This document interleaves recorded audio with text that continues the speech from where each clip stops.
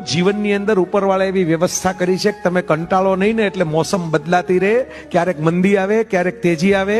જે ખરા ખલાસીઓ છે ને એમ જેમ બદલાતી મોસમમાં એમ પોતાના સટ ફેરવતા જાય, પણ વાણમાંથી ભૂતકો મારીને આપઘાત ન કરે.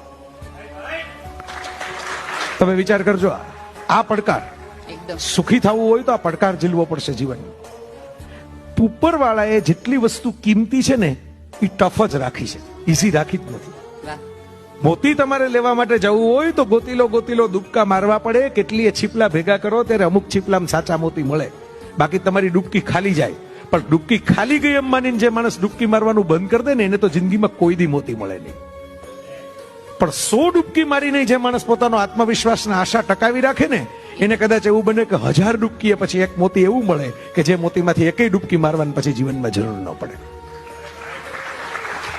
થોમસ આલ્વા એડિસને ઇલેક્ટ્રોનિક બલ્બ શોધવા માટે છે ને 789 વખત પ્રયત્નો કરેલા. અને દરેક વખતે એ માણસ બેઠો થઈને એમ કહેતો કે ભાઈ મને ખબર તો પડી ને કે આ રીતે નથી થતું.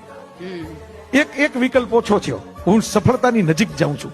હું નિષ્ફળ જાઉં છું એમ નહીં, હું નવું શીખીને સફળતાની નજીક જાઉં છું. જિંદગીમાં હાર જેવી કોઈ ચીજ જ નથી મિત્રો, કાં જીત છે કાં શીખ છે.